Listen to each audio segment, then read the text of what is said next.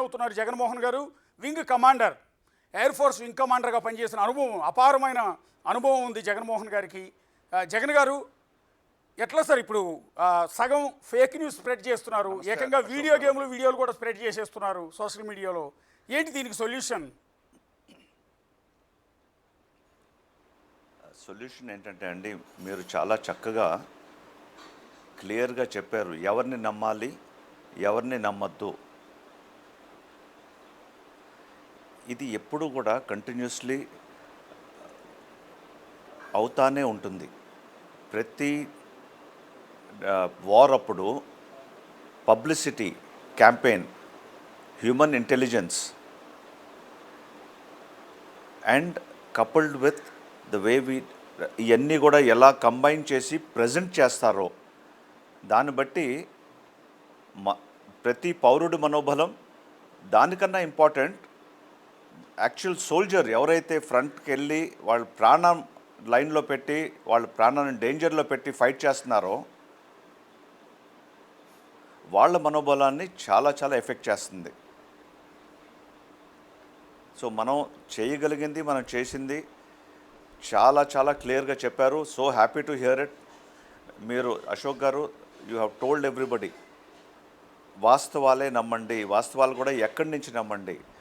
Only from official press brief or official press note released by the Indian Armed Forces or by Government of India. ఈ రెండే authentic information మనకి. చాలా అయ్యి ఉండొచ్చు, మీరు అన్నట్టు చాలా క్లియర్గా చెప్పారు మీరు. కొన్ని చోట్ల వాళ్ళు అడ్మిట్ చేస్తున్నారు, కొన్ని చోట్ల వాళ్ళు వీడియోస్ అప్లోడ్ చేస్తున్నారు. కానీ మన వాళ్ళు చెప్పేదాకా దాన్ని వాస్తవం అని మనం నమ్మొద్దు. ఒక రోజు తర్వాత ఇలా అయింది అని చెప్పి తెలిసిన దానిలో మనకేం హాని లేదు. సో పీస్ఫుల్గా మనం చాలా చాలా కేర్ఫుల్గా ఈ ఆస్పెక్ట్స్ అన్నీ చూసుకుంటే they will be great progress అండి. జగన్ గారు, ఇంకోటి ఈ సందర్భంగా మనం జనానందరికీ మీలాంటి వాళ్ళు చెప్తే ఎక్కువ కనెక్ట్ అవుతుందండి. బేసిక్గా తెలియక మన వాళ్ళు ఏం చేస్తారంటే, ఇప్పుడు ఆర్మీ వెహికల్స్ కాన్వాయ్ వెళ్తుంది అనుకోండి, హైదరాబాద్ నుంచి బయలుదేరి వెళ్తుంది అనుకోండి, ఆ వీడియోస్ తీస్తారు, ఇమ్మీడియట్గా ఫేస్బుక్లో, ట్విట్టర్లో, ఇన్స్టాలో, యూట్యూబ్లో అప్లోడ్ చేసేస్తారు. అది చాలా తప్పు కదా. అది పాకిస్తాన్కి మనం పబ్లిక్ డొమైన్లో పెట్టడం ద్వారా పాకిస్తాన్కి మనమే సమాచారం ఇచ్చినట్టు కదా. మనం గుర్తుంటే అండి, మనం 7వ తారీఖే మనం మాట్లాడుకునేటప్పుడు చాలాసార్లు క్లియర్గా ఎంఫసైజ్ చేశాము. మీరు చేశారు, నేను కూడా నా వైపు నుంచి చెప్పగలిగింది చెప్పాను. ఏంటంటే ఏ ఇన్ఫర్మేషన్ అయినా సరే మనం కదిలేటప్పుడు ఒకవేళ వాళ్ళకి తెలిస్తే it is information is a weapon. అది ఎప్పుడు కూడా ఇవ్వమాకండి. ఇన్ఫర్మేషన్ వార్ఫేర్లో వాళ్ళు మనకన్నా 10 రెట్లు ఈ 78 ఇయర్స్లో ఎప్పుడూ వాళ్ళు మనకన్నా ముందే ఉన్నారు. మనకి వేల ఛానల్స్ ఉండొచ్చు, కానీ మోర్ ఇంపార్టెంట్లీ ఈ ఇన్ఫర్మేషన్ గేమ్, పర్సెప్షన్ గేమ్ అనేది national media as well as international మీడియాలో వాళ్ళు they are ahead of us. So చాలా జాగ్రత్తగా ఉండాలి. మీరు అన్నట్టు ఏ మూమెంట్ అయినా సరే ఫోటోలు తీసుకోవాలని తొందరలో ఉండమాకండి. టిక్టాక్లో లేకపోతే ఇదేంటి షార్ట్స్ అనేవి అంటారు కదా, అలాంటి ఏమీ చేయమాకండి. మనకి అరే ఇదే కదా, ఇది అందరికీ తెలిసేమో అనుకుంటాం. మనకి రోడ్డు మీద కలిసి లెట్ us say ఇవాళ ఒక ట్యాంక్ మూవ్ అవుతున్నది. ఆ ట్యాంక్ పొరపాటున మనం పిక్చర్ తీసి పెట్టామనుకోండి, ఆ ఒక్క ట్యాంక్ ఫోటో నుంచి ఎంత ఇన్ఫర్మేషన్ తీసుకోవచ్చో మీరు అసలు ఆలోచించలేరు.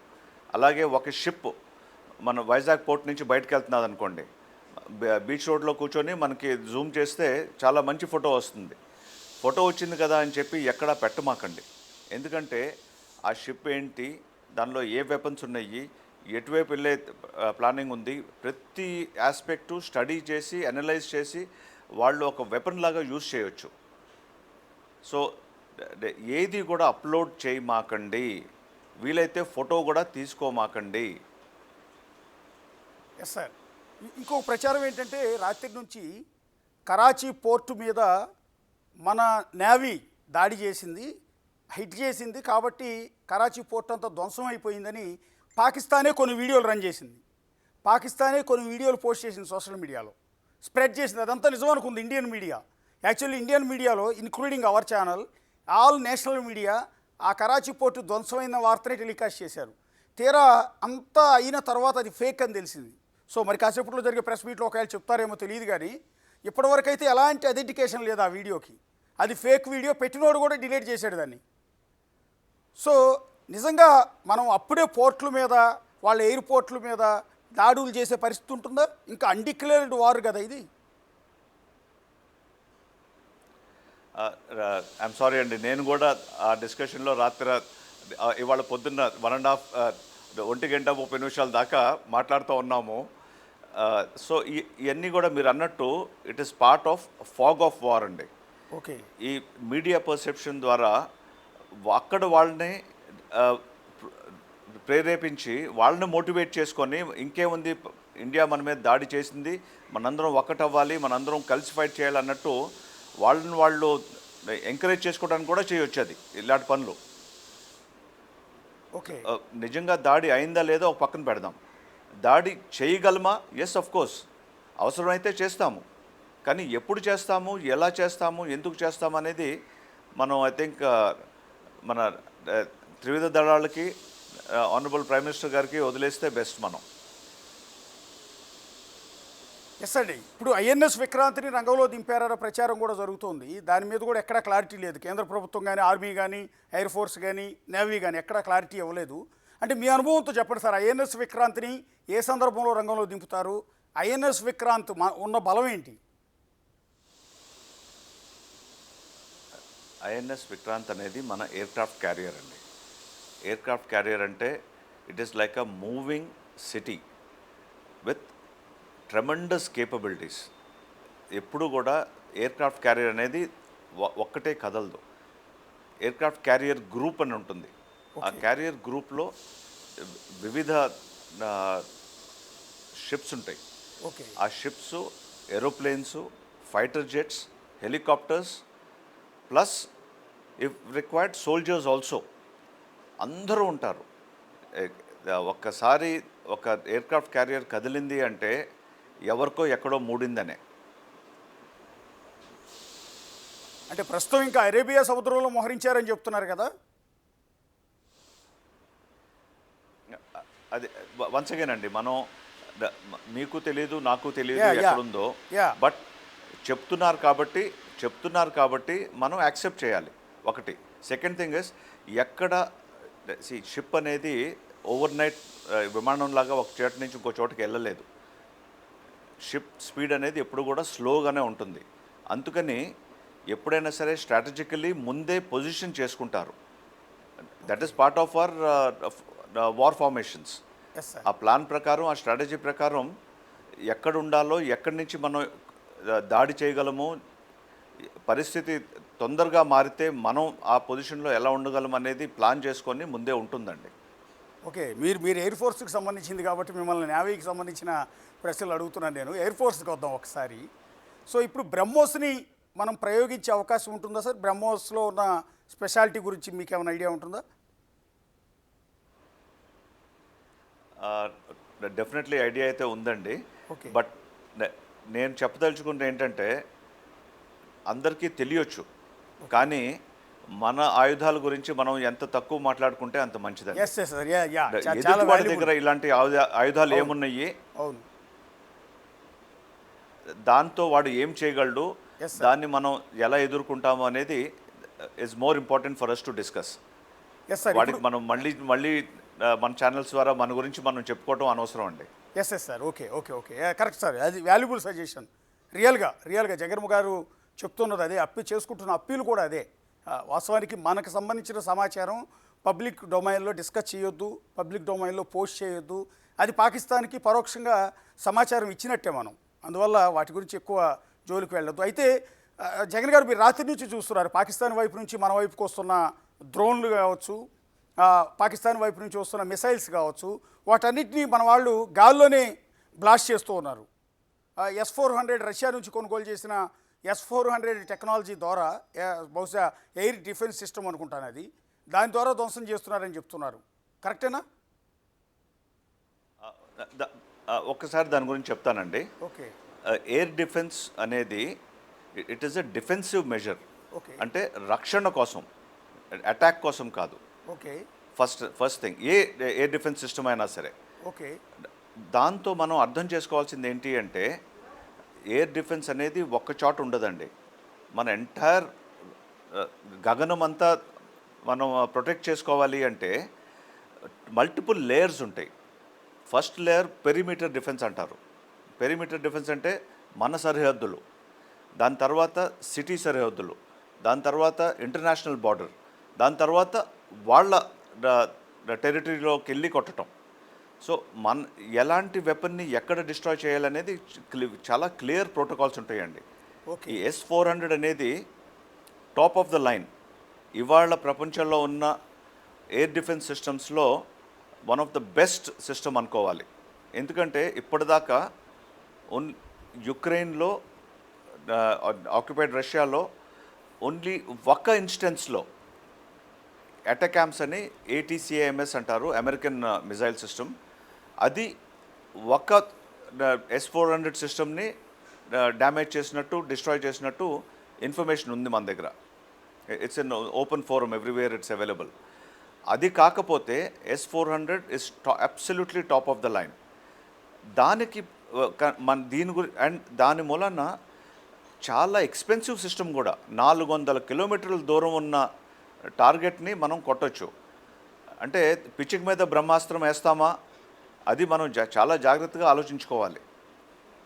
ఇప్పుడు S-400 మనకి ఇప్పుడు బ్రహ్మాస్త్రం, ఎక్కడ సర్ఫేస్ నుంచి ఎయిర్కి డెలివర్ చేసే వెపన్స్లో. ఇప్పుడు చిన్న డ్రోన్స్ వస్తున్నాయి. ఇప్పుడు వీళ్ళు ఏం చేశారు, రైట్ ఫ్రమ్ ఈ 3 జనరేషన్స్ ఆఫ్ వార్లో మనకు చూసుకుంటే యుక్రెయిన్ రష్యా వార్ ఒక పెద్ద టర్నింగ్ పాయింట్ అండి. ఈ 200 ఏళ్ళలో వార్స్ అయిన ఒక రకంగా ఉంటే యుక్రెయిన్ రష్యా వార్ మనకి చాలా చాలా లెసన్స్ చాలా తొందరగా నేర్పించింది. అలాగే ఇప్పుడు అవుతున్న గాజాలో అవుతున్న వార్ చూసుకున్నా సరే హ్యూమన్ లైఫ్స్ని ఎలా సేవ్ చేసి, పెద్ద ఎసెట్స్ని ఎలా సేవ్ చేసి, చిన్న ఎసెట్తో డ్రోన్ అనేది ఏంటంటే అన్మ్యాన్డ్ ఏరియల్ సిస్టమ్ అన్నమాట. అలాగే ఇప్పుడు డ్రోన్ బోట్స్ వచ్చినాయి, డ్రోన్ వెహికల్స్ వచ్చినాయి, అంటే అన్మ్యాన్డ్ సర్ఫేస్ వెసల్స్ ఇవన్నీ, అండ్ అన్మ్యాన్డ్ మెరీన్ వెసల్స్. మీరు చూసుంటారు, ఒక చిన్న బోట్తో యుక్రెయిన్ వాళ్ళు ఒక పెద్ద రష్యన్ షిప్ని చాలా డ్యామేజ్ చేశారు. One of their most valuable assets in the Black Sea. అలాగా ఇప్పుడు వాళ్ళు 50 డ్రోన్లు మన మీదకి ఉసుకొల్పారు లిటరల్లీ. కానీ లక్కీగా మనం ప్రెస్ బ్రీఫ్ ప్రకారం చాలా క్లియర్గా చెప్పారు, మనం సర్టన్ వెపన్ సిస్టమ్స్ యూజ్ చేశాము. షిల్కా అని కానీ, Zu-23 అని కానీ, L-70 గన్స్ అని కానీ, ఇవన్నిటితో పాటు S-400 కూడా దానికి తగిన టార్గెట్ ఉంటే అప్పుడు వాడుంటారండి. ఊరికే S-400 ఉంది కదా అని చెప్పి పిచ్చుక మీద బ్రహ్మాస్త్రం వేయరు. ఎందుకంటే ఒక్కొక్క S-400 వెపన్ సిస్టమ్ లాంచ్ చేయాలి అంటే సార్, అంటే రాత్రి ఈ డ్రోన్లు పాకిస్తాన్ పంపటం, వాటిని ధ్వంసం చేయటం అయితే నిజమే, అది విజువల్ కూడా చాలా క్లియర్గా కనపడుతుంది. ఈ డ్రోన్లను ఏ విధంగా ఫేస్ చేసి ఉంటాం? 100% నిజం అండి. ఈ డ్రోన్లని మనం ఏ విధంగా ఫేస్ చేసి ఉంటామండి? ఇప్పుడు అదేనండి, ఇప్పుడు ఈ మల్టిపుల్ లేయర్ సిస్టమ్స్ ఏదైతే ఉన్నాయో, షిల్కా గన్స్ అవ్వచ్చు, Zu-23 గన్స్ అవ్వచ్చు, L-70 గన్స్ అవ్వచ్చు, మనకి ఎయిర్ డిఫెన్స్ సిస్టమ్స్ ఏదైతే ఆల్రెడీ ఉన్నాయో మన టార్గెట్ బట్టి వెపన్ సిస్టమ్ సెలెక్ట్ చేసి ఫైర్ చేస్తారండి. ఓకే. సో నిజంగా పెద్ద టార్గెట్ వచ్చిందనుకోండి, అప్పుడు డెఫినెట్లీ వి విల్ యూజ్ దానికి తగిన వెపన్ యూజ్ చేస్తాం. ఓకే. అంటే నిన్న వెపన్ ఒక్కటే కాదు, ఎయిర్ డిఫెన్స్ సిస్టమ్ అంటే రడార్స్ ఉంటాయండి, ఓకే, సెన్సర్స్ ఉంటాయి, ఓకే, కంట్రోల్ సిస్టమ్స్ ఉంటాయి, ఫైనల్లీ అటాక్ సిస్టమ్స్ ఉంటాయి. ఓకే. అంటే ఒక లెట్స్ సే 50 డ్రోన్లు అటువైపు నుంచి వస్తున్నాయి అని మనకి ఒక సెన్సర్ పికప్ చేసింది అనుకోండి, రడార్ ఎలక్ట్రానిక్ మీన్స్లో. అది పికప్ చేయగానే అది రిలే అవుతుంది కమాండ్ సెంటర్కి. కమాండ్ సెంటర్ అప్పుడు దాన్ని అనలైజ్ చేస్తారు, ఏమొస్తున్నది, ఎలా వస్తున్నది, ఎందుకు వస్తున్నది అని. అనలైజ్ చేశాక కమాండ్ సెంటర్లో వివిధ వెపన్ సిస్టమ్స్కి చెప్తారు, మీరు ఇది ఎంగేజ్ చేయండి, మీరు ఇది ఎంగేజ్ చేయండి. ఈ పెద్ద సిస్టమ్స్ అన్నీ ఓకే ఆగండి, మనకు పెద్ద టార్గెట్ ఏదో వస్తున్నది, మీరు అది ఎంగేజ్ చేయండి అని చెప్పి కేటగారికల్లీ అసైన్ చేస్తారు. ఓకే అసైన్ చేశాక వాళ్ళు ఎంగేజ్ చేసి వాళ్ళని డిస్ట్రాయ్ చేస్తారు. Okay. So Pakistan air defence సిస్టమ్ని మనం నాశనం చేశామని నిన్న ప్రెస్ మీట్లో చెప్పారండి. విదేశాంగ సెక్రటరీ మిస్రీ గారు కూడా అవునండి. చెప్పారు. ఏంటంటే వాళ్ళ లాహోర్లో ఉన్న ఎయిర్ డిఫెన్స్ సిస్టమ్ మొత్తాన్ని మనం కొలాప్స్ చేశామన్నారు. అంటే ఏంటి దానివల్ల వాళ్ళకు ఉపయోగం ఏంటి? మనం నాశనం చేయడం ద్వారా మనకి జరిగిన మేలేంటి? వాళ్ళకు ఉపయోగం ఏం లేదండి, మనకు అంతా మేలే. ఓకే. ఇప్పుడు ఒక్క సిటీ గురించే మాట్లాడారండి, లాహోర్ గురించి. ఇన్ని ఎయిర్ డిఫెన్స్ సిస్టమ్స్ మొత్తం మనకి పాకిస్తాన్ బార్డర్ అంతా ఒక 1000 కిలోమీటర్ల బార్డర్లో ఒక పర్టిక్యులర్ టార్గెట్ గురించి ఒక పర్టిక్యులర్ సిటీలో ఎయిర్ డిఫెన్స్ సిస్టమ్ని మనం డిస్ట్రాయ్ చేసామని చెప్పారు. ఓకే. అంతా డిస్ట్రాయ్ చేసామని చెప్పలేదు. ఒకటి. రెండోది, అది మనం కంబైన్ చేస్తే నేవల్ వార్ఫేర్ సైడ్ నుంచి అక్కడ ఎయిర్ డిఫెన్స్ సిస్టమ్ కొలాప్స్ అయితే మన నేవల్ ఎసెట్స్ కానీ, అక్కడి నుంచి టేక్ ఆఫ్ అయ్యే టార్గెట్స్ కానీ, అక్కడి నుంచి ఫైర్ చేసే మిజైల్స్ కానీ చాలా ఈజీగా వాటి టార్గెట్స్ని ఎక్వైర్ చేసుకుని డిస్ట్రాయ్ చేయొచ్చు. So Karachi being such a important base, definitely మన ప్రతి యాక్షను మనకి ఎంత గగనంలో మనం ఎంత ఫ్రీగా ప్రయాణం చేసి మన టార్గెట్ దాకా చేరగలిగితే అంత చక్కగా మనం టార్గెట్ డిస్ట్రక్షన్ కూడా చేయగలమండి. ఇప్పుడు 1971 వార్ అప్పుడు మనకి గ్రేటెస్ట్ ఎసెట్ అయింది ఏంటి అంటే మనం అబ్సల్యూట్ ఎయిర్ డామినెన్స్ అచీవ్ చేశాం. కంప్లీట్ ఎయిర్ సుపీరియారిటీ అంటారు దాన్ని. అంటే గాలిలో మనం తప్ప ఇంకోళ్ళు విహరించడానికి లేదు. మనం ఎక్కడ కావాలంటే అక్కడికి వెళ్ళి ఎక్కడ ఏది డిస్ట్రాయ్ చేయాలంటే అది డిస్ట్రాయ్ చేసే కేపబిలిటీ వస్తుంది. అప్పటిదాకా ఏముంటుందంటే మనం ఎప్పుడు ఎయిర్బార్న్ అయినా వాడు కూడా అటువైపు నుంచి ఎయిర్బార్న్ అయ్యి మనల్ని ధాటిగా వాళ్ళ వెపన్స్తో మనం ఎంగేజ్ చేయొచ్చు. మనము డిస్ట్రాయ్ అవ్వచ్చు, వాళ్ళు డిస్ట్రాయ్ అవ్వచ్చు. ఇప్పుడు అభినందన్ కేసు ఉందనుకోండి. Yes sir. క్లాసికల్గా మనం చూసింది ఏంటి, వాళ్ళు అటాక్ వచ్చారు, మనం రిపల్స్ చేసాం. ఓకే. రిపల్స్ చేసే ప్రాసెస్లో అభినందన్ గారు ఒక F-16 షూట్ డౌన్ చేశారు. ఓకే. చూసి అక్కడ చేశాక తిరిగి వచ్చే టైంలో ఇంకొక ఎయిర్క్రాఫ్ట్, వాళ్ళ ఎయిర్క్రాఫ్ట్ మళ్ళీ and anti aircraft guns or weapon systems MiG-21 కూడా షూట్ డౌన్ చేసినాయి. ఓకే. సో అక్కడ తను ఎజెక్ట్ అయ్యి వాళ్ళ టెరిటరీలో ఉన్నారు కాబట్టి ప్రిజనర్ ఆఫ్ వార్ అయ్యాడు. ఓకే. నెక్స్ట్ సార్, నిన్న పాకిస్తాన్లో 9 నగరాల మీద మనం దాడులు చేసాం. ఇది అఫీషియలే, ఇందులో ఎలాంటి రహస్యాలు లేవు, సోషల్ మీడియా మెసేజ్ కాదు. 9 నగరాల మీద మనం దాడులు చేసాం. దీన్ని బట్టి పాకిస్తాన్కి Ashok garu yes sir, I'm very sorry, if you permit me. Okay. 9 నగరాలు కాదు, ఓకే. 9 స్థావరాలు. Yes yes sir. యా. నగరాలు విల్ ఇంక్లూడ్ సివిలియన్ పాపులేషన్. అవును. Yes sir, exactly sir. మీరు 9 స్థావరాలు, ఎగ్జాక్ట్లీ 9 స్థావరాల మీద మనం దాడి చేసాం. దాన్ని బట్టి మనకి పాకిస్తాన్కి మన సత్తా ఏంటో తెలిసింది. అయినా కూడా ఇండియాతో పెట్టుకుంటే మనం స్మాష్ అయిపోతాం అన్న విషయం పాకిస్తాన్కి అవగాహన ఉంది, పూర్తి క్లారిటీ ఉంది. ఎందుకంటే వాళ్ళ శక్తి సామర్థ్యాల మీద వాళ్ళకు ఉన్నంత అవగాహన ఎవరికీ ఉండదు. రెండోది, అక్కడ ఒక సిస్టమ్ అంటూ లేదు, ఒక అడ్మినిస్ట్రేషన్ అంటూ లేదు. ఎవరు ఇష్టం వచ్చినట్టు వాళ్ళు బిహేవ్ చేస్తుంటారు. ఆయుధ సంపత్తి లేదు, ఏమీ లేవు. అన్నిటికీ ప్రపంచ దేశాల మీద ఆధారపడటమే. అలాంటి పాకిస్తాన్ అయినా కూడా బరి తెగించి రాత్రి మన మీద దాడికి రావటానికి కారణం ఏంటి? అంటే వెనకెవరి నుండి ఎంకరేజ్ చేస్తున్నారు అనుకోవచ్చా, లేకపోతే తప్పటడుగు వేశారా?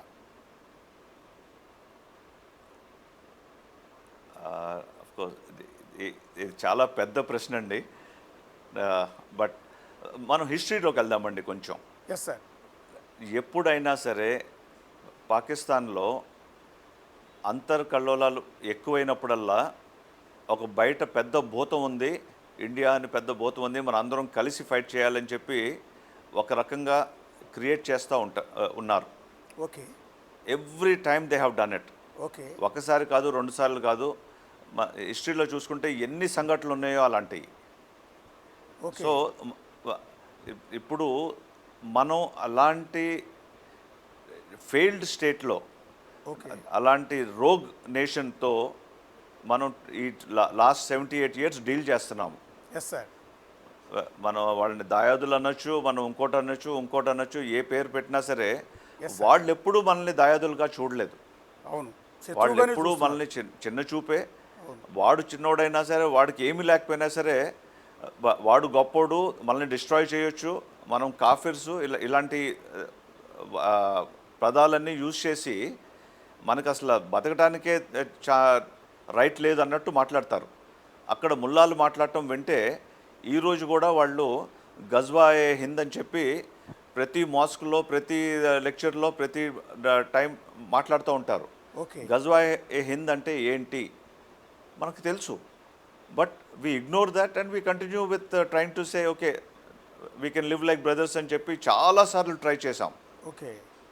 ఇంతవరకు అయితే ఎప్పుడూ పనిచేయలేదు. ఓకే. ఐ హోప్ ఈసారి ఆ మిస్టేక్ చేయమో అనుకుంటున్నాను. ఓకే. అండ్ నెక్స్ట్ మొన్న 5 రాఫెల్ యుద్ధ విమానాలు అంటే భారతదేశానికి సంబంధించిన 5 రాఫెల్ యుద్ధ విమానాలను కూల్చేశామని prime minister and defence minister ఇద్దరు కూడా ఇంటర్నేషనల్ మీడియాతో మాట్లాడుతూ చెప్పారు. తీరా వాళ్ళు మరి కూల్చేస్తే దానికి సంబంధించిన ఎవిడెన్స్ ఏంటని ఆ ఛానల్స్ వాళ్ళు అడిగితే సోషల్ మీడియాలో వచ్చాయి కదా అన్నారు. ఎంత వేగ్గా ఒక దేశ డిఫెన్స్ మినిస్టరు, ఒక దేశ ప్రధానమంత్రి 5 యుద్ధ విమానాలు కూల్చేసామని ఎట్లా చెప్తాడు? రెండోది ఏది ఆధారం ఏదని అడిగితే సోషల్ మీడియాలో ఉన్నాయని చెప్తాడండి. అది గమనించారా మీరు? అవునండి. అదే సిఎన్ఎన్ ఛానల్లో అయిన interview with their foreign minister and defence minister అయింది. ఆ డిఫెన్స్ మినిస్టర్ అంత casual remarks such national importance issues మీద చేస్తున్నారు అంటే it's a sad commentary. Yes sir. ఇంకొకటి, పార్లమెంట్లో వాళ్ళ ప్రైమ్ మినిస్టర్ నుంచొని వాళ్ళు ఇచ్చినట్టు మాట్లాడుతుంటే మనం ఏమనుకోవాలనేది అట్లీస్ట్ ఈసారన్నా మనం వాళ్ళ అబద్ధాలు, వాళ్ళ ప్రచారాలకి విక్టిమ్ అవ్వకూడదు. మనం చాలా క్లియర్గా మన ప్రభుత్వం తప్ప ఇంకా ఎవరి ఇన్ఫర్మేషన్ని నమ్మొద్దు. Yes sir. Foreign media especially ఇప్పుడు కూడా మనం నిజంగా చూస్తే ఈ కేసులో అయితే ఫారిన్ మీడియా కొంచెం గట్టిగానే వాడిని అడిగింది సిఎన్ఎన్. బట్ మీరు బీబీసీ రిపోర్టింగ్ చూస్తే పెహల్గామ్ అటాక్ అంత మ్యాసకర్ అయితే అంత ఈవెంట్లో కూడా వాళ్ళు ఆ 6 4 పాకిస్తానీస్ ప్లస్ 2 ఇండియన్స్ని ఎవరైతే పార్టిసిపేట్ చేశారో వాళ్ళని మిలిటెంట్స్ అంటున్నారు కానీ టెర్రరిస్ట్ అనే మాట కూడా అనలేదండి. Yes sir. పూర్తి బయాస్డ్ రిపోర్టింగ్ కదా. సో కంప్లీట్లీ బయాస్డ్ అండి. It is the shame. ఎవరైతే వీళ్ళు ఒకప్పుడు మనం చిన్నప్పుడు పెరిగిన టైంలో అనేవాళ్ళం బీబీసీలో వస్తే నిజమని. అదంతా ఫాల్స్ అండి. It's a false narrative. వాళ్ళ గురించి వాళ్ళు గొప్పగా చెప్పుకొని ఓవర్ పీరియడ్ ఆఫ్ టైం చేసిన సైకలాజికల్ వార్ఫేర్ మన మీద మనకు అలా ఇంప్రింట్ అయిపోయింది. వీళ్ళు ఏం చేసినా సరే మన మంచికే చేస్తారు అని. వీళ్ళు నిజం తప్ప ఇంకో మాట రాదు ఇక్కడి నుంచి అని. అంతా తప్పండి. నిజంగా ఏది అసెస్ చేసినా మనకు తెలుస్తుంది. ప్రతి ఒక్కటి కూడా సైకలాజికల్ వార్ఫేర్లో బీబీసీ అనేది ఒక యునైటెడ్ కింగ్డమ్ బ్రిటిష్ క్రౌన్కి సపోర్ట్ చేసే ప్రాసెసే కానీ it is nothing to do with reality. Yes sir. అంటే దాని ఇంకోటి సార్, టెర్రర్ క్యాంపుల మీద మనం దాడి చేసిన తర్వాత మన డిఫెన్స్ ఫోర్సెస్ చాలా క్లియర్గా చెప్పాయి, చాలా క్లియర్గా వార్నింగ్ కూడా ఇచ్చారు. మొన్న సోఫియా ఇచ్చిన వార్నింగ్లో కూడా చాలా స్పష్టంగా ఉంది. పాకిస్తాన్ కనుక మరోసారి రెచ్చగొట్టేలా వ్యవహరిస్తే గట్టిగా బుద్ధి చెప్తామని వార్నింగ్ ఇచ్చారు. అయినా కూడా పాకిస్తాన్ బుద్ధి మారలేదు, మళ్ళీ మన మీద అటాక్ చేసే ప్రయత్నం చేసింది. ఇది వార్నింగ్ ఇచ్చిన తర్వాత కూడా తన బలమేంటో తెలిసి కూడా దీన్ని ఎట్లా చూడాలి పాకిస్తాన్ కోణంలోంచి? పాకిస్తాన్ కోణంలో లాజిక్ అనేది ఇంకా లేదండి. Yes sir. కర్నల్ ఖురేషీ గారు plus wing commander Vyomika Singh గారు చాలా క్లియర్గా ఏమైంది, ఏం చేశాము, ఎందుకు చేశాము, ఈ ప్లేసెస్ నుంచి ఎలాంటి టెర్రరిస్ట్ దాడులు మా దేశం మీద అయినాయి ఇవన్నీ మా రికార్డు ఉన్నాయి కాబట్టి, డాటా ఉంది కాబట్టి మేము ఈ స్థావరాలని అటాక్ చేస్తున్నామని మనం చెప్పాము. ఓకే. అయినా సరే వాళ్ళ స్పందన కానీ వాళ్ళ రియాక్షన్ కానీ వాళ్ళ యాక్షన్ కానీ ఏది కూడా రియాలిటీతో అసలు సంబంధం లేకుండా చేస్తున్నారు. Yes sir. మనం నాన్ ఎస్కలేటరీ అంటే వాళ్ళు ఎస్కలేషనే చేస్తున్నారు. Yes sir. ఒకవేళ ఇన్ కేస్ మనం అనుకోవద్దు యుద్ధం రావాలని, మనం కోరుకోలేదు యుద్ధం కావాలని, పాకిస్తాన్తో యుద్ధం చేయాలన్న ఆరాటం కూడా మనకు లేదు, కానీ అనివార్యంగా చేయాల్సి వస్తుంది. వాళ్ళు దాడి చేశారు కాబట్టి ప్రతి దాడి చేయాల్సి వస్తుంది.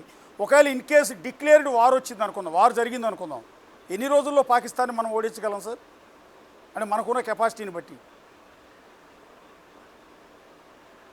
ఐఎమ్ సారీ అండి, ఇలాంటి అసెస్మెంట్స్ ఎస్ సార్. రష్యా లాంటి ఎక్స్ట్రాడినరీ పవర్ కూడా ఎస్ సార్. వాళ్ళు యుక్రెయిన్లో మ్యాక్సిమం 1 వీక్ లేకపోతే 2 వీక్స్ అనుకున్నారు. అవును యాక్చువల్లీ వాళ్ళు కీవ్ దాకా వెళ్ళిపోయారు.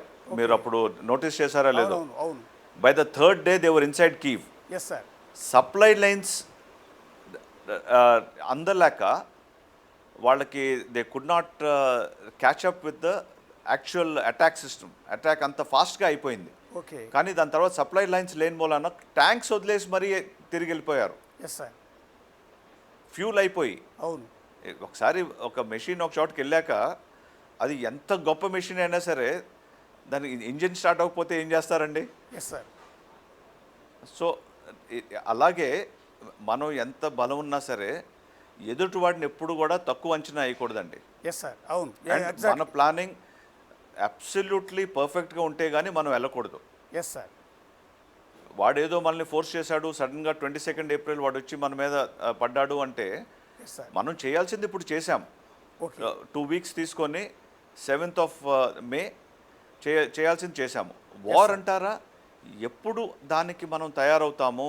ఇప్పుడు చూడండి, పీక్ సమ్మర్ అండి వచ్చే ఈ టైం అంతా కూడా, మే జూన్. మన half the border with Pakistan is desert. Yes sir. మ్యాన్కి మెషిన్కి రెండు కూడా ఎక్స్ట్రీమ్లీ ఏమనాలి, against our thing. Yes sir. అలా అని చెప్పి వార్ అయితే వెళ్ళరు అని అంటలేదు నేను. ఓకే. వార్ నిజంగా అయితే వెళ్తారు, కానీ is it a conducive time? I don't know. Okay. సరే, దాని తర్వాత జూన్ ఎండ్ జూలై కల్లా మాన్సూన్ వస్తుంది. ఓకే. మాన్సూన్ టైంలో is it a good time to go for war? చాలామంది దాన్ని అనలైజ్ చేస్తారు, స్టడీ చేస్తారు. వాళ్ళు విశేషజ్ఞులు పరిస్థితులు బట్టి అడ్వైస్ చేస్తారు. అవన్నీ చూసుకొని కానీ ఏ స్టెప్ తీసుకోరనుకుంటున్నానండి. ఓకే. అంటే ఈ సిచ్యువేషన్ బేస్ చేసుకుని పాక్ ఆక్రమిత కాశ్మీర్ పీఓకేని స్వాధీనం చేసుకునే అవకాశాలు ఉన్నాయని కొంత ప్రచారం జరుగుతుందండి. సెంట్రల్ స్థాయిలో ఈ చర్చ సాగుతోంది. ఐఎమ్ సారీ అండి, మళ్ళీ ఒక్కొక్కసారి చెప్తారా? అంటే ఈ సిచ్యువేషన్లో మనకి ఎప్పటి నుంచో కేంద్ర ప్రభుత్వం, పర్టికులర్గా నరేంద్ర మోడీ గారు 2-3 సందర్భాల్లో అన్నారు, ఎప్పటికైనా సరే పాక్ ఆక్రమిత కాశ్మీర్ అంటే పీఓకేని స్వాధీనం చేసుకుంటామని. ఇప్పుడున్న సిచ్యువేషన్లో అది నెరవేరే అవకాశం కనిపిస్తోంది అని ఒక చర్చ నేషనల్ లెవెల్లో సాగుతోంది. అంటే పీఓకేని మనం ఆక్రమించుకుంటామని, అంటే స్వాధీనం చేసుకుంటామని. సారీ, అది అవునండి, కరెక్ట్, చాలా బాగా చెప్పారు. స్వాధీనం చేసుకోవడం, ఎందుకంటే బై డాక్యుమెంట్ బై రైట్ అది మందే. దాన్ని వాళ్ళు ఆజాద్ కాశ్మీర్ అని పిలుస్తా, పాకిస్తాన్ ఆక్యుపైడ్ జమ్మూ అండ్ కాశ్మీర్గా యాక్చువల్లీ అది ఉంది, దాని పరిస్థితి అది. ఓకే. ఈ సిచ్యువేషన్లో డెఫినెట్లీ ఇప్పుడు చేస్తామా, రేపు చేస్తామా, సంవత్సరం తర్వాత చేస్తామా అనేది నిజంగా ఎవరు మాట్లాడినా ఊహాగానమే. మీరు అన్నట్టు ప్రధానమంత్రి గారు ఏ రోజైతే డిసైడ్ అవుతుందో ఆ రోజు అవుతుంది. ఓకే. అది కాకుండా పరిస్థితులు బట్టి చూసుకుంటే అండి, నిజంగా మనం వెళ్ళి తీసుకోవాల్సిన అవసరం ఉందా? వాళ్ళే వచ్చి మన దగ్గర కాళ్ళ దగ్గరకు వచ్చి మనం తీసుకోండి బాబు అని బతిమలుతారా? అది కూడా చూడొచ్చు మనం. ఎందుకంటే ఈ లాస్ట్ 6 monthsలో if you notice, article 370 abrogation అయ్యాక జమ్మూ అండ్ కాశ్మీర్లో ప్రోగ్రెస్ చూసి పాకిస్తాన్ ఆక్యుపైడ్ జమ్మూ అండ్ కాశ్మీర్ నుంచి చాలా సోషల్ మీడియా పోస్ట్స్ అలాంటివన్నీ వచ్చినాయి. మమ్మల్ని కూడా యాక్సెప్ట్ చేయండి, మేము వచ్చేస్తాము అని. అవును. సో అలా వాళ్ళంతటి వాళ్ళు వస్తుంటే మనం వెళ్ళి మన మనుషుల్ని పోగొట్టుకొని మీద కింద పడి యుద్ధాలు చేసి తీసుకోవాల్సిన అవసరం ఉందా? Yes sir. సో ఇప్పుడు ఇప్పుడు అది ఇంకో ఆలోచన అంతే. ఇలా అవుతుందని నేను అంటలేదండి. ఎస్ ఎస్ సార్, మీ అనుభవం, వింగ్ కమాండర్గా మీరు పనిచేశారు, మీ అనుభవాన్ని బట్టి చెప్పండి సార్, ఏంటి మన ఫ్యూచర్, ఏం జరగబోతోంది, ఏం జరిగే అవకాశం ఉంటుంది? ఇది డిప్లొమసీ ద్వారా లేకపోతే వేరే దేశాలు, అమెరికా లాంటి దేశాల జోక్యం ద్వారా ఇది ఇక్కడితో సమస్య పోతుందా, లేకపోతే యుద్ధం వరకు వెళ్ళే అవకాశం ఉందా? ఎందుకంటే ఇందాక చూశాను నేను ఎక్కడో జేడీ వాన్స్ని యుద్ధం గురించి ఏమంటారు అంటే అది మాకు సంబంధం లేని విషయం అని అన్నాడు అనేది ఒక బ్రేకింగ్ న్యూస్ అయితే చూశాను నేను. అంటే నిజంగా వేరే దేశాలు జోక్యం చేసుకోలేని పరిస్థితి ఉంటుందా ఇప్పుడు?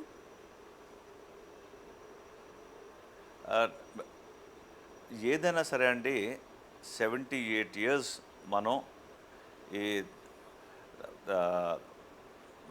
పక్కలో బల్లాల్లాగా రెండు పక్కల నుంచి పెట్టుకొని వీఆర్ సఫరింగ్. Yes sir. కొన్ని సంవత్సరాల వరకు మనం ఏదో బంగ్లాదేశ్ని మనం మన సైన్యాన్ని, మన రిసోర్సెస్ని, మన డబ్బు ఖర్చు పెట్టి మనం మీద కింద పడి వాళ్ళకి స్వతంత్రం ఇస్తే, yes sir, today they have turned out to be one of the most ungrateful countries. అలాగా ఈ పాకిస్తాన్ని ఇంకా ఎంతకాలం భరిస్తామో, అది ఎప్పటికప్పుడు పాస్ట్ లీడర్షిప్లో మనం చూసింది ఏ కారణం వల్లన్నా అవ్వచ్చు, 65 వార్ అవ్వచ్చు, 71 వార్ అవ్వచ్చు, గెలిచాక వదిలేసి వచ్చాం మనం. ఓకే. ఈసారి అలా చేయరు అని నా ఆలోచన అండి. సార్, అంటే మీరు 1971 యుద్ధం మీరు అబ్జర్వ్ చేసుంటారు, బహుశా అప్పటికి మీరు వెరీ యంగ్ అయి ఉంటారు నేను అనుకోవటం అయితే. సో అప్పటి యుద్ధానికి ఇప్పుడు జరుగుతున్న దానికి ఏమైనా తేడా ఉందండి? చాలా తేడా ఉందండి. ఓకే. అప్పుడు యుద్ధం మన దేశంలో అయిన ప్రాబ్లం మూలన కాదు.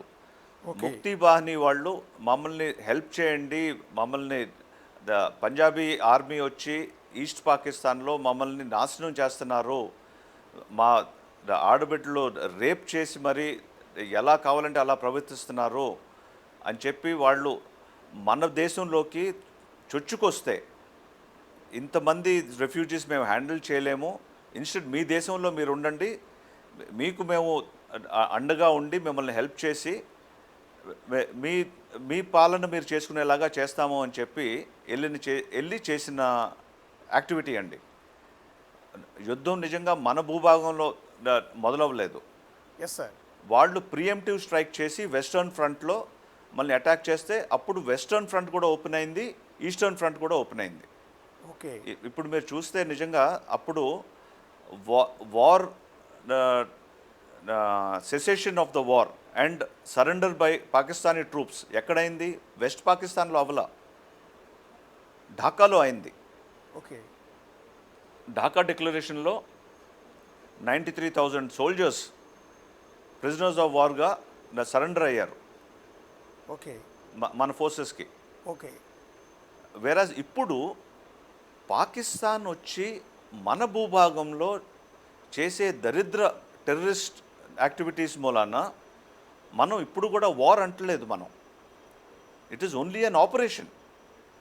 ఆపరేషన్కి వార్కి చాలా తేడా ఉందండి. Yes sir. ఇది ఒక విధంగా అన్డిక్లేర్డ్ వార్ లా ఉంది. It is only operation Sindoor. Yes sir. That's okay. Sindoor అంటున్నారు కానీ ఏదైనా సరే ఓకే డిక్లేర్ చేసేదాకా వార్ కాదండి. ఓకే. ఓకే.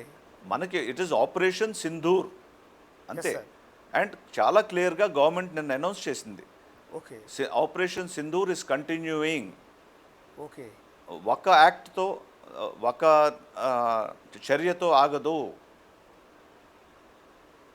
ఇప్పుడు మన వాళ్ళని 16 మందిని చంపారండి వాళ్ళు లైన్ ఆఫ్ కంట్రోల్ దగ్గర. సార్, లైన్ ఆఫ్ కంట్రోల్ దగ్గర జమ్మూ కాశ్మీర్లో అవునండి, కుఫ్వారా పూంచ్ సెక్టార్లో 16 మందిని చంపారు, కాల్చి చంపారు అత్యంత దారుణంగా సివిలియన్స్ని. అవునండి. వితౌట్ ఆర్మ్స్, ఎలాంటి ఆయుధాలు లేని అవునండి వాళ్ళని, అందులో 5 చిన్నపిల్లలు ఉన్నారండి. దీనికి ఖచ్చితంగా పాకిస్తాన్ మూల్యం చెల్లించుకోవాలి కదా, అంతర్జాతీయ సమాజం ముందు సమాధానం చెప్పుకోవాలి కదా. తప్పకుండా అండి. ఇప్పుడు ఎలా ఉంటుందంటే 2 డిఫరెంట్ థింగ్స్ అండి. ఒకటి, టెర్రరిస్ట్ ఆర్గనైజేషన్ పెహల్గామ్లో 26 మందిని చంపింది. Yes sir. అదే పాకిస్తాన్ ఆర్మీ ఓకే. మొన్న నిన్న పొద్దున్న వాళ్ళ యాక్టివిటీస్ మూలాన 16 మంది సివిలియన్స్ని ఆర్మీ చంపింది ఇప్పుడు. ఓకే. చాలా డిఫరెన్స్ ఉంటుందండి వీటి రెండు యాక్టివిటీస్లో. Okay. And army is not suppose to engage with any civilian. Okay. Civilian టార్గెట్ని అసలు వాళ్ళు టార్గెట్ చేయకూడదు. ఓకే. అదే దానికి ప్రపంచ దేశాల It is a ముందు war crime. సింపతి కోసం పాకిస్తాన్ ట్రై చేస్తోంది. సో ఈ 16 మందిని చంపేశారు, చనిపోయిన విషయం ప్రపంచానికి తెలుసు కదా. సో వాళ్ళందరి ముందు పాకిస్తాన్ ఇప్పుడు తలదించుకోవాల్సిందే కదా. పాకిస్తాన్ లాంటి దేశం ఏ రోజు కూడా ఎంత దారుణమైన పని చేసినా సరే వాళ్ళు తలదించుకోలేదండి. ఇవాళ దించుకుంటారు అనుకుందాం అని అనుకోవద్దు మీరు. నేను అసలు నమ్మను. వాళ్ళకి ఎథిక్స్, ప్రిన్సిపల్స్, లాజిక్ అనేది లేదండి. It is a rogue nation, it is a rogue army. Okay. ఎట్లా ఉంటుంది సార్ నెక్స్ట్? అంటే ఇప్పుడు ప్రపంచ దేశాలు జోక్యం చేసుకున్నాయి అనుకుందాం. అంటే డిప్లొమసీ అనేది ఏ స్థాయిలో వెళ్ళే అవకాశం ఉంటుంది? యుద్ధం ఆగే అవకాశాలు ఏమైనా కనిపిస్తున్నాయా మీకు?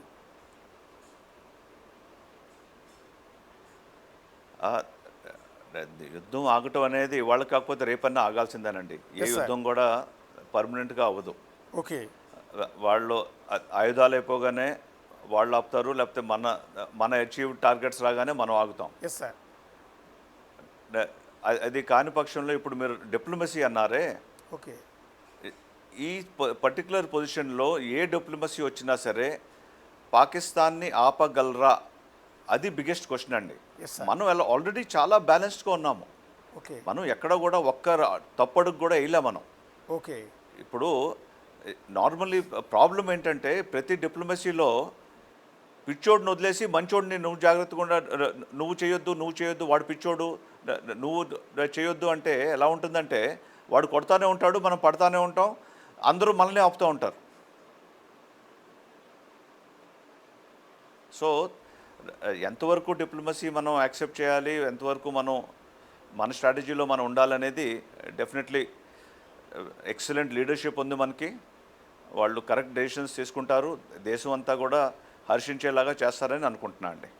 Yeah, thank you sir. Thank you Jaganmohan గారు. చాలా వాల్యుబుల్ సమయం ఇచ్చారు మాకు. మీ అనుభవంతో పాటు మీరు దేశానికి ఎంతో సేవ చేశారు. నిజంగా మీకు మేము జై హింద్ చెప్తూ ఉన్నాం, మీకు సెల్యూట్ కొడుతూ ఉన్నాం. ఎందుకంటే మీరు ఆ రోజుల్లోనే సేవలు చేసి మా అందరి ప్రాణాలు మీరు కాపాడారు. సో మీకు సెల్యూట్ చేస్తున్నాం, జై హింద్ అని చెప్తూ ఉన్నాం. ఈ సందర్భంలో మీరు ఇంత విలువైన సమయం మాకిచ్చి అమూల్యమైన విషయాలు, ఎన్నెన్నో అంశాల గురించి, మేము ఏది చేయకూడదు, ఏది చేయొచ్చు, ఏది ప్రసారం చేయాలి, ఏది ప్రసారం చేయకూడదు, ఏది మంచి, ఏది చెడు, అన్నీ కూడా మీ అనుభవంతో చెప్పే ప్రయత్నం చేశారు. నిజంగా మీకు మళ్ళీ హ్యాట్స్ ఆఫ్ చెప్తూ ఉన్నాం జగన్మోహన్ గారు. సో మీలాంటి వాళ్ళు ఎంతోమంది త్యాగదనుల కృషి ఫలమే ఈరోజు మనం ఇంత స్ట్రాంగ్గా ఉండటానికి, భారతదేశం ఈ రకంగా ముందుకు వెళ్ళటానికి కారణమవుతుంది. సో చూద్దాం అది Jaganmohan garu. Yes sir. Thank you sir Jaganmohan.